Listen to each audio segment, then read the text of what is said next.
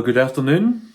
It's Sunday here, and this is the little time that I've managed to carve out in the context of life at the moment to come back and say hello and to present to you episode 14 of the Albanach Knitter. My name is Andrew. I'm the Albanach Knitter. I'm based here on the Isle of Arran on the west coast of Scotland. And if this is the first time you're joining us, a very warm welcome, and obviously a welcome to those who are returning viewers. It's good to have you back, and again, thank you so much for your patience. Many of you, especially those who follow you on Instagram or all those other kind of places, or who have been following the blog, vlog, podcast here for a while, know that we've just bought a house. We're doing renovating. That makes life and, knitting and all those other things, a little bit pressured, but nevertheless, here we are. So in this episode 14, I'll be giving you a general update. I'll be showing you the house, you'll be interested to see that. I'll be giving you a little bit of a look round the Scottish yarn show, which was just earlier on in September. I'll be updating you on my current projects, the big charity Beanie-Along, and all that sort of stuff. So glad you could join me, and I hope you enjoy this little catch up during this episode. Let's get on with it.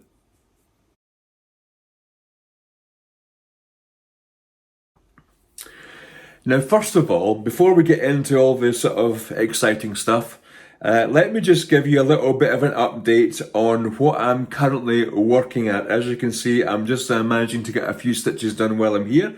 I am still working on the red cedar sweater by Jessica McDonald. And as you all know by now, this is for Mrs. Clark. And it's taken me a wee while because, honestly, of late, the knitting time hasn't been stupendous. There hasn't been a huge volume of it. However, I think since I last spoke to you in the last episode, I've made some good progress here with this. So there we are. I've finished all the colour work yoke. As you can see, it's very nice. And actually, that's the back I'm showing you. Don't mind me. There we go, that's the back. That's the front there. You see with the German short rows at the back, which raises the collar just up. And there's the colour work on the front. I'm quite pleased with that. As I've said before, there's a few places where it's going to need some Swiss darning just to tidy up where some of the stitches have gone wrong a wee bit. But as you can see, I'm getting well into the body. So down to the body, a few more inches yet to go. And then it's back up to get the sleeves. The sleeves are plain, there's no pattern on the sleeves. But honestly, I'm quite happy with the progress there. And there's the back with the extra German short rows in there to give rise at the back. So there we go. That's how that's going. I like the colours.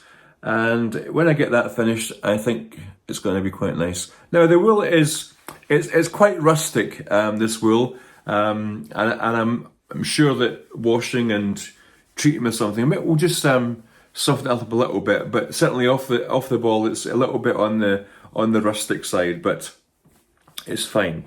And I'm sure worn with something, underneath, it'll be absolutely fantastic. It's definitely not my size, but for Mrs. Clark. Aren't you impressed? Oh, that looks like it might be a thumbnail. I've noticed other people that do that in their blogs. They sort of, they film away and then all of a sudden find themselves, doing something that might look good on the front. Anyway, so that's the main work in progress. And apart from continuing to work on the red cedar sweater, I've been doing hats. As you know, sort of in the summer I tried to, it's not some huge big long tradition, is it? I've only did it last year and this year. I've been running the big charity Beanie-Along, and started this at the beginning of the summer and invited you to get knitting on some beanies, provided the pattern for that again, or whatever pattern you're using. And then the idea is that because the summer you don't want to be sitting with big garments or all that sort of thing on your lap, something small like a beanie is quite good to be knitting on. And the idea is that we'll gather on all the beanies, certainly the ones based in the UK, and we'll send them off to a charity. If you're knitting somewhere else, you'll have an idea, if you're participating, where you can send your beanies. This is just one of the beanies that I've got finished, and this is using the pattern that was there for you for the Beanie-Along. So now that we're at the end of the summer, it's time to start sending those beanies in if you have them. And down in the comments section of the video, I will put the address of the house that you can send them to here on the Isle of Arran. And then from there, I will distribute them to local charities. Now, you may have an idea of a local charity that you can send yours to. That's completely fine. Whether you're in the UK or whether you are elsewhere in the world, that is completely fine. But if you want to send them to me, I've got a few connections that I can use to send these beanies along to. I can't even remember what my own total is this year. Only about 3 or 4 because life has been really busy. But already I've had a few sort of parcels that have come through in the post from you good folks who have been sending me your beanies. So thank you so much in advance of all that. And I'm sure that in a video that's coming up ahead over the next few months, when I deliver the hats, I'll try and do a little video and maybe a little bit of a conversation with the charity that they're going to go to. I haven't quite decided yet. It may well be that they'll go to Refugee, which is a Glasgow charity involved with welcoming refugees. That's who the hats went to last year. But also I'll do another sort of search around and see if there's any other friends who are running projects where those will be appreciated. So huge thank you to everyone who's participated, my teeth are falling out, participated in the Beanie-Along this year. And I'm sure they will be put to very good use. So thank you. So that's that. So that's all I've been knitting on: the red cedar sweater and the Beanie-Along. As in mainly because if you've been following the saga, you'll know that in partnership with the church that I work for, we've just bought a house. And this house has needed some, shall we say, TLC. So we're still working on that. And as you can see, I'm still in my usual spot that you've become accustomed to seeing me in, here in the house that we've been renting since we moved here to the Isle of Arran 2 years ago. But here I am from the comfort of my usual knitting chair, going to send you over to rather tired and flustered and overworked Andrew over in the house, and he is going to show you around our new abode. Welcome to our new home. I thought I would just show you around all the fun I'm having. Believe it or not, there is knitting getting done, as Andrew comfortable on the chair was telling you. But the big project at the moment is the house. So this is the kind of before, although we've done some work. But this is the before, and hopefully at some point I'll be able to show you the complete before too long. But let me show you around. So we come in the front door, which is just behind me here, the front door there, and lots of interesting things in there. That's where we have all the electric stuff, not very interesting. And this stuff here is the absolute pain. I don't know if you have it in your part of the world, we call it chipboard, and it is a nightmare to get off. So it's been all over the hallway here, and as you can see, we're gradually making our way through. So this is the hallway, and it goes through here, and there's a little bathroom in there, which is pretty much all coming out. It needs a complete redo. And then we have the stairs. So I'll take you upstairs first. Rickety old staircase, but I'm sure it will stand here for a good while longer. Nice bright and airy window at the top, and there's the neighbours. And then we have this landing at the top here, which is fairly spacious, and I'll tell you more about that in a little minute. But this is the third bedroom. This bedroom is going to be my youngest daughter's room. And as you see, we've been in here, we've taken all the wallpaper off the wall, and there's still lots of lovely pre-designs, but the pièce de résistance for this house is the beautiful view. There you go. You've got Goatfell over there, and over there we've got the sea, and there's Rosie sitting at her back garden. So there we are, bedroom number 3. Come through here to bedroom number 2. And this bedroom is going to be the office come space for guests. And again, it has that lovely view. I mean, look at that. It's worth buying for the view alone. Beautiful day today. So yeah, this is the bedroom. I think what's in there is coming out. There's some sort of old water tank in there. Not very attractive, but I think that's all coming out. This will be returned back to the wall. Yeah, and so this is only half stripped of wallpaper, as you can see. It's had a bit of patching up over the years. That would make a nice colour work pattern, or not. And then the front bedroom, bedroom number 1, is this one here, which doesn't look as bad as the others. It's just very, very blue. And there's been some children in this room before we moved in. So this is actually the room that needs the least work. It just needs a wash down because the blue paint is actually onto the flat surface. So this will need to wash down, and etc, etc. And these cupboards over here, this cupboard is going to become, after a little bit of straightening and lengthening, it's going to become an ensuite, which will come out a little bit further into the hallway there.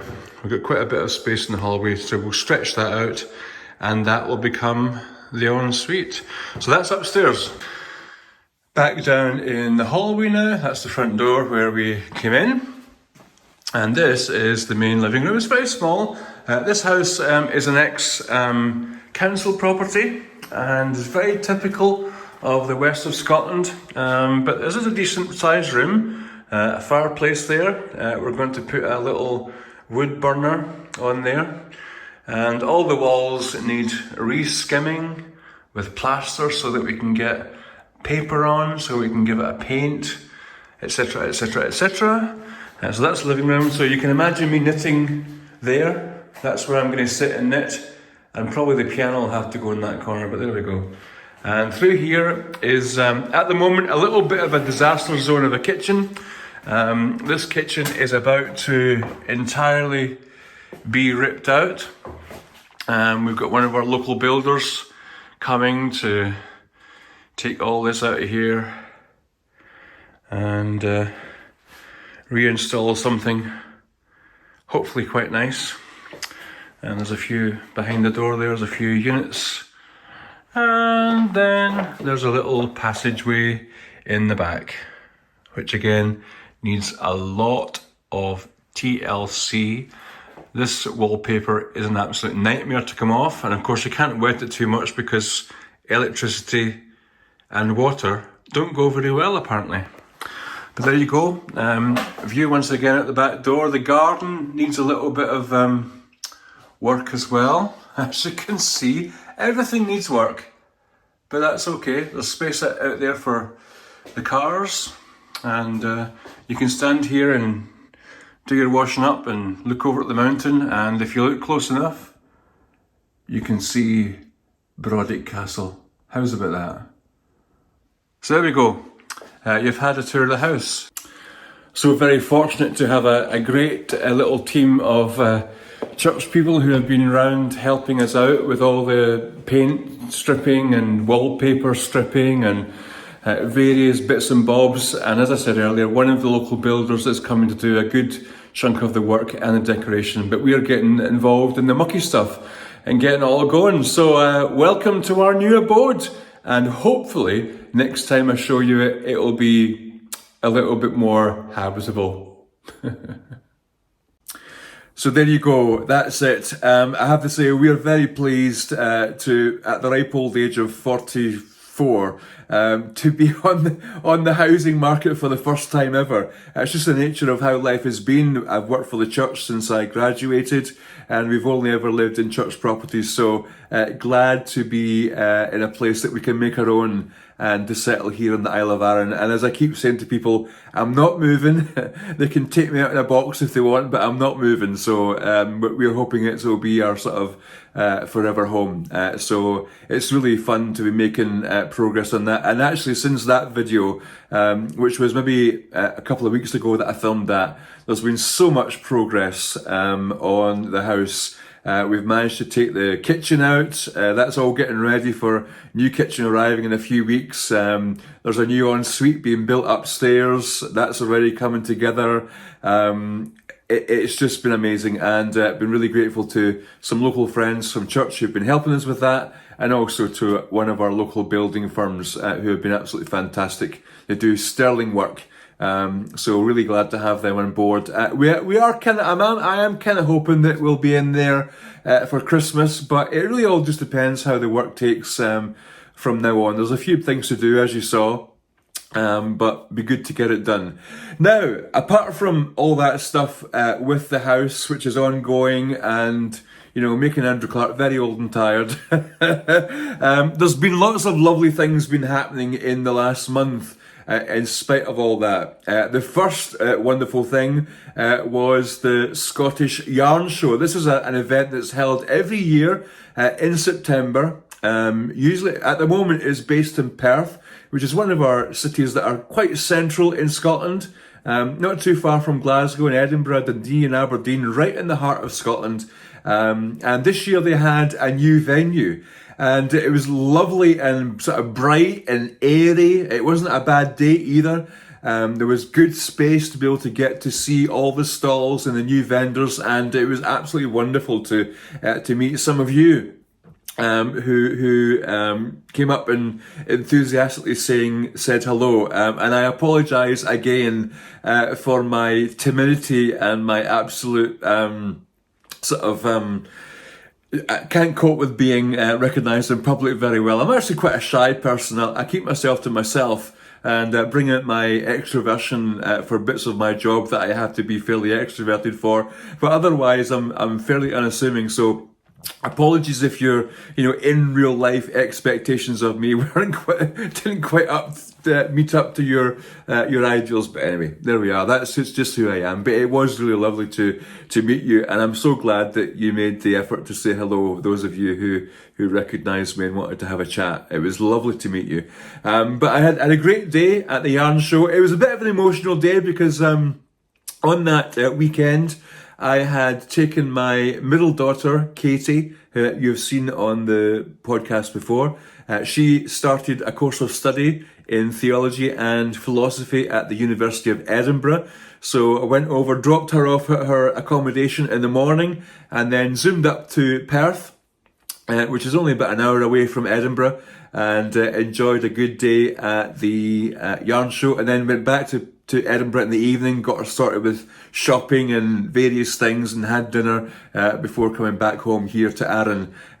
So I did manage to take some footage of the Yarn Show just to give you a little bit of a taster, and just in case you wanted to come and visit at some other point, because what we try and do is when we have the Sannox Stitches knitting retreat here in the Isle of Arran, I try and put it on around the few days where the Scottish Yarn Show or the Scottish Yarn Producers Showcase, which happens in March, are on, so that folks who are coming from a distance have the opportunity to do one of those yarn shows, as well as come into the Sannox Stitches event. I'll talk to you more about Sannox Stitches in a few moments, but for now, here's a look around the Yarn Show.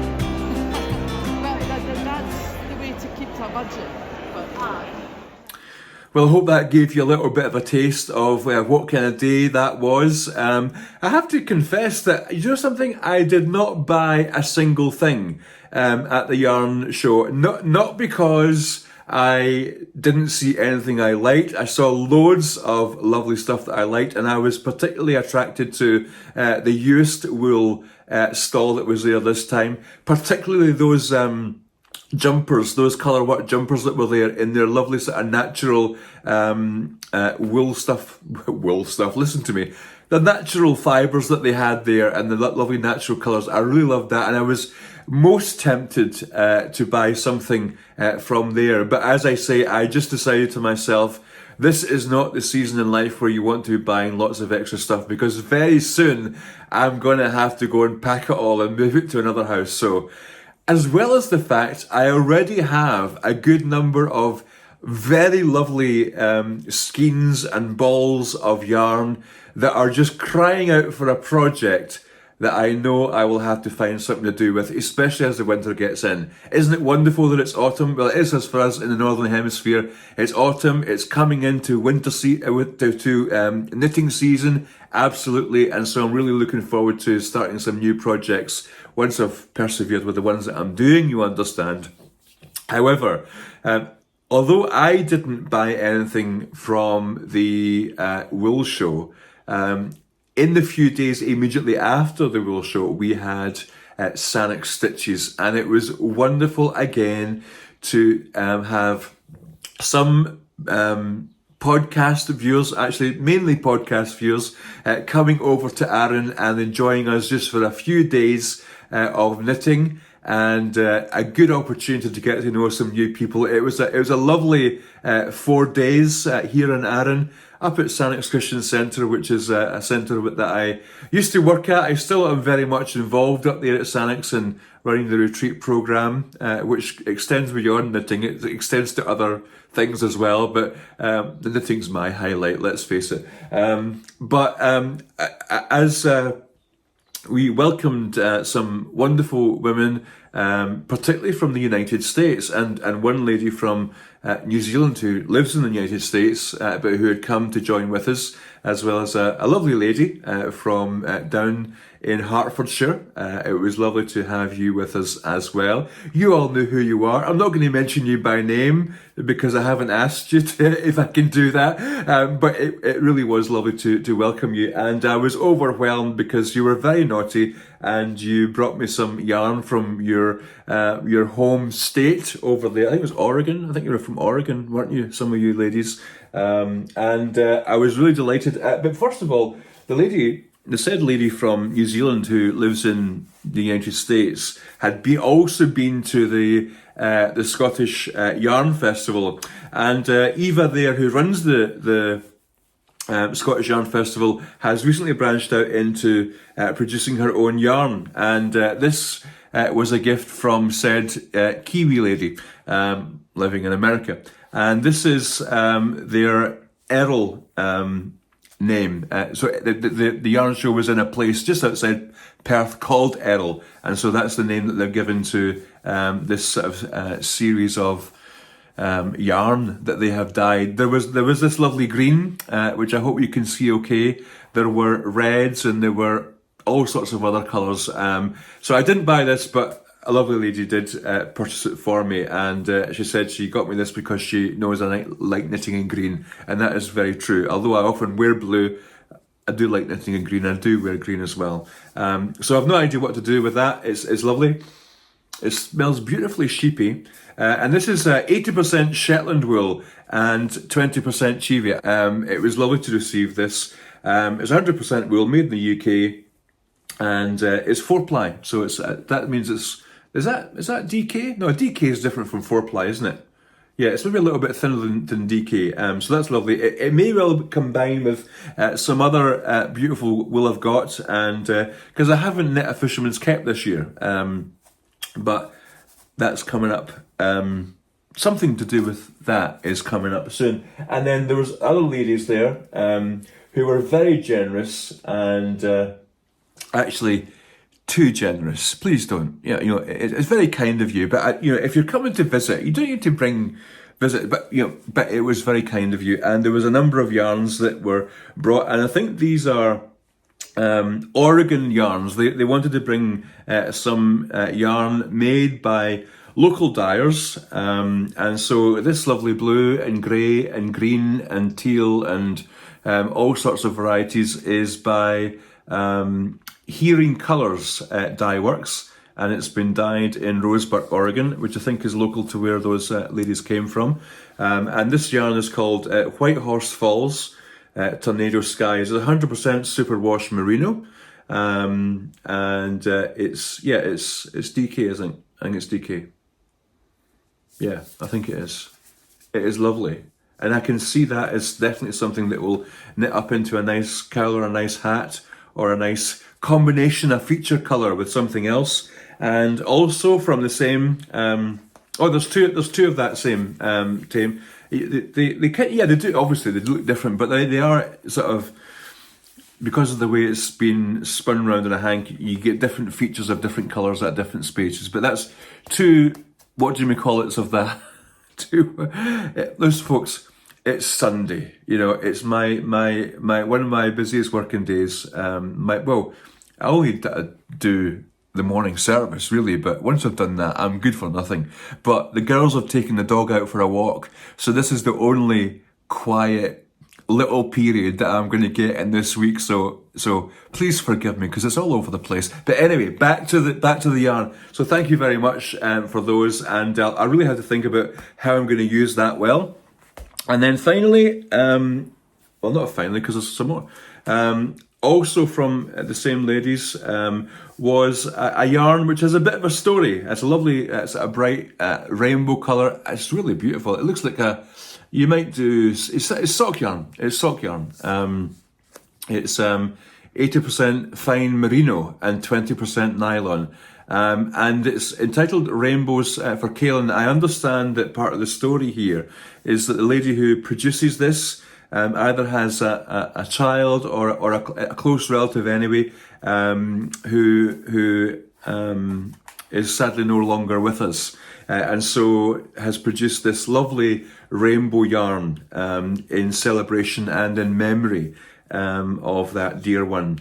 And so it's really lovely to receive some of this. It's from www.alwaysbekindyarn.com, so do give them a little bit of a look. It's really soft, and I'm thinking to myself, this is the kind of wool that I need to be trying to locate for sock yarn, because as I've said before, if it's any sort of yarn for socks which has any roughness, I just can't wear it on my feet. I have peripheral neuropathy, so I have very painful feet at times and legs and all sorts of things. So it makes wearing woolly socks quite a challenge, but this is lovely and soft, and I think these may end up being a pair of socks that I will wear with joy, because look at those lovely colours. Isn't there every colour in there? Absolutely beautiful. So thank you very much for that. So as well as that wool, I had to smile at this one because I've been a long-term follower of Inga at Knitting Traditions. And isn't Inga, if those of you who know Inga, isn't Inga just absolutely tremendous? I mean, she is a prolific knitter.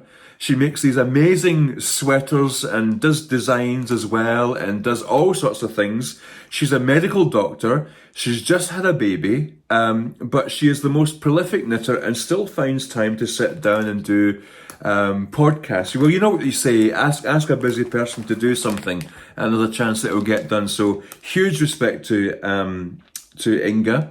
But the ladies from the States, from Oregon, also bought me a copy of Inga's that says Celebu cowl. It's backwards, Celebu cowl. And if I bring it close, you'll see the design there.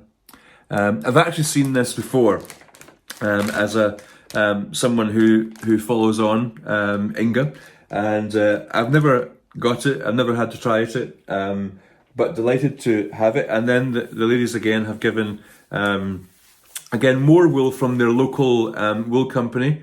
I think it's called Looking Glass Wool Company. They're in Oregon. Yes, Yeah, fibres grown and dyed in Looking Glass, Oregon. That's in the USA. Don't ask me where it is. I'm from Scotland. I have no idea. But this again is 50% Shetland, BFL 25%, and mohair. So there's a little bit of a sheen. It's very subtle, 25. You can tell it's 25. Very nice blue pool. This is called blue pool. It's kind of swimming pool blue, isn't it? Nice. And then this one is called Autumn Grass, I think that says. And the little range this is from is called Eula. So obviously these were lovely, beautiful gifts to remember those lovely ladies by.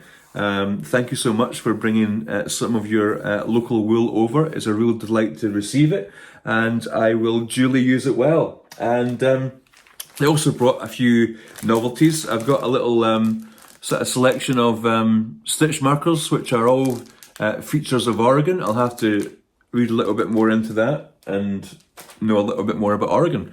And also, I like this. This is a thing from what's called the cranky knittress, and these are called ball socks. So you put your ball of yarn in this little sock, keeps it all together, so that you can pull from the top, and I guess it stops your yarn running a bit all over the place. That looks like a nice sort of self-striping yarn that's been made in. So that's a lot of fun.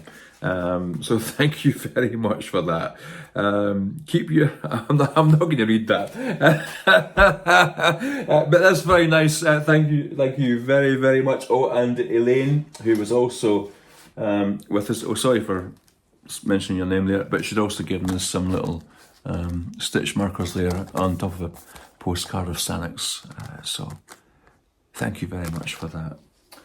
So I'm a blessed man. Thank you very much. There was no need, but thank you very much. And obviously these yarn thingamajiggies were received as a gift, and I'm not getting paid any commission or anything to promote these folks' yarns, but all the same, do go and look at their website and see what they've got there. It's always good to find another source of wool, isn't it? So yeah, so the knitting retreat was a lovely few days, just good to sort of meet people from all around the world, make new friendships, make new connections, and do some knitting. And it's wonderful to be able to have an excuse to go to work and do your knitting, which so I enjoy immensely. Now we do have more Sanix Stitches retreats, that's the word. Yeah, brilliant. Sanix Stitches retreats planned for 2025. And when I say planned, I haven't sat down and thought about the dates yet, but they're likely to be in March and September as usual, around about the dates of the Scottish yarn events, so that if you want to come, you can go to those as well. So there'll be more details about 2025's Sanix Stitches knitting retreats very soon. And the brilliant news, the absolutely brilliant news, is we're inching ever closer to getting our new ferries. It's been a long haul and a really challenging season trying to get these ferries organised. Not that that's my personal responsibility, you understand, but it has had a detrimental effect on the island, on people getting here, on businesses, on people getting to hospital appointments and all sorts of things. It's been a real chore. So well done to those of you who have managed to get over here to come and visit. It's been great to meet you, for those of you who have met. And thank you also to the rest of you who are hearing about Arran here on my little podcast, my little corner on the internet, and coming over to visit us here on the island anyway. So that's been all the happenings. The Scottish Yarn Show, Sanix Stitches, some lovely gifts and acquisitions. So it's been fantastic.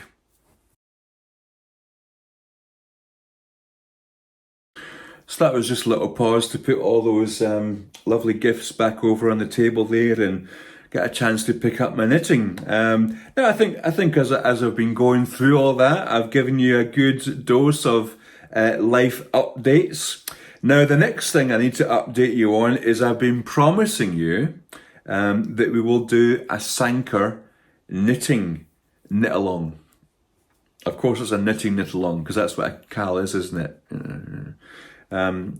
I haven't been able to get the details sorted because what I plan to do is to pull together a little document with some non-copyrighted charts and plans and some links as to where you can find some patterns and where you can go to find out more details about Sanker knitting. As I've said before, it's a kind of a cross between Fair Isle and the sort of Norwegian sort of Selbu style knitting. And I say especially Selbu because one of the big things that people knit with Sanker designs is more often than not gloves. Now, I'm not necessarily in the market to trying to be fit in gloves because you all know how much I love those DPN things. So I'm not going to be knitting gloves. But you might want to knit gloves. Are you okay? Are you sure? No. No. So you might want to knit gloves. But I plan to just sort of point you in the direction of a few other things which can be knitted up with the Sanker designs. And my plan is to produce some kind of pattern for a sampler, so that if you want to turn that into a little mat for your table, or I don't know, you deal with it what you like, so that you'll have something that you can work on just to try out these patterns and styles in the similar way that we did with the Gansey Knit-Along not too long ago. I'm just keen to share some of these lovely Scottish knitting traditions with you and to raise their profile and just let you know what kind of stuff is out there that come from these fair lands. So that's coming. The plan was for that to be a sort of long cal over the winter. And so if you bear with me, I'm sure that towards the back end of October, early November, I'll be able to get that document in place. Now, I can't promise anything because the way things are looking for the house, we may be well into the back end of October before the house is in a kind of state to move into after the renovations. And then we have this house that I'm sitting in to try and sort out. Now, the move from this house to the other house is quite a considerable downsize, not only in terms of the number of rooms, which we're quite glad of, really, but also in the number of people, because, as I say, my middle daughter, Casey, is now at university. And, well, of course, she's welcome to come back. Maybe. She is now living away, and who knows? You never know when your children go away to university if they're going to come back, because, you know, by the time she's finished, degrees in Scotland, undergraduate degrees in Scotland at universities are 4 years long. So this is a 4-year course. By the time she's done, she'll be, 20, 22, 23, and, that's like a proper adult and stuff, so she'll be properly adulting and all that sort of thing. I mean, I think she could manage to be properly adulting by 22. I'm not sure I'm managing to properly adult and I'm 44. But anyway, it's a downsizing. So there's just myself and Lucy, and of course our animal friends, Dougal the dog, and Angus the tortoise. He's over there. He's very quiet today, so he must be asleep. Normally you can hear him rattling about. So yeah, there's literally only the three of us, plus animals, moving to this lovely new abode. And one of the best things about the house, apart from how it'll eventually be inside, is the beautiful views from the upstairs window. I'll try and put a few pictures in here. You can see over Brodick Bay, down where the ferries come in. And you can also look over to one of the mountain ranges on the Isle of Arran, which has Goat Fell, which is our highest mountain, well known by people in these parts. It's what's termed as a corbett. All these different mountains have different names. You get Munros, you get Corbetts, I think you get other stuff, but that's only two I've heard of. So, the back bedroom, which will be my little office and knitting space and also spare bedroom, looks over to the mountains, and that is absolutely wonderful. So yeah, really looking forward to moving in there. It's into Brodick, which is the little village where the ferry does come in, and there's lots of our restaurants and shops and cafes meet there. It's also where the church meets, so I'll be closer to work and able to base myself much more easily there for various activities and meeting with people and all that sort of thing. So that's coming up. And but I say this house is larger than even what we needed when Katie was at home. It's got four bedrooms, quite a large sitting room, dining room. This is a little bit in between the dining room and the living room. Obviously kitchen. Downstairs there's an extra office and a garage and a rather large hallway and entrance thing. What's that called? Hallway, vestibule type thing. And down the back stairs, where we keep the servants, that's where we have the washing machine and the ironing board and all that sort of stuff. So there's a lot of this house to clear out, and we'll have to do a furniture downsize. We'll have to do a general possessions downsize. But secretly, I'm quite looking forward to that. I'm not quite a minimalist, because I quite like my nice stuff, but not excessively. I quite like the simple life, so I won't struggle too much in getting rid of some of that stuff.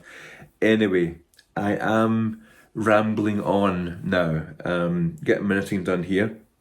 Still a bit croaky. I don't know quite who started it, but there was certainly a wee something going around Sanic Stitches, and I quickly noticed that I had developed a something, and a few others had developed a something, and so I hope you ladies that went back to the United States and Englandshire down there went back, as we say, hale and hearty, not being overly bugged up by various things. But I seem to have something sort of lingering still, and I'm also half convinced that it's dust, because when you're doing renovations, although I've been wearing a mask and trying to be good, there's been lots of dust and lots of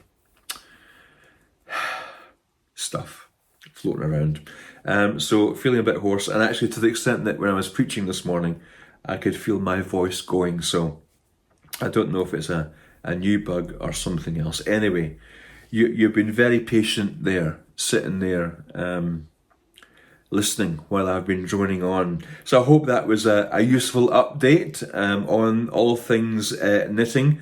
And I would like to say that I would have more to show next time round, but I don't know what the knitting prospects are for the next little while. I don't know what the filming prospects are for the next little while. However, I say the only reason I'm managing to get my knitting actually done is because I still make the point on a Wednesday afternoon to go down to Whiting Bay, which is the next little village south from here in Lamlash, where I currently live.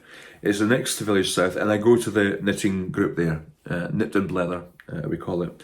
And that's where I'm getting the bulk of my knitting done at the moment. So I'm still getting the knitting done.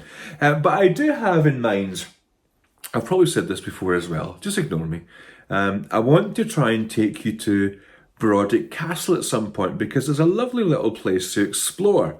And I'm running the chance of running out of time to do that, because Brodick Castle closes from the end of October through to sort of sometime in March near Easter. It's a seasonal place run by the National Trust. But I would really love to be able to take you over there. Whether I'll manage to do it before it closes, I don't really know. It depends how things go with the house. But apart from that, there's still plenty of places that I can take you. So never fear. We'll get back out and about again, because there's more of this beautiful island to see, It's absolutely gorgeous. You should come over and have a look yourself.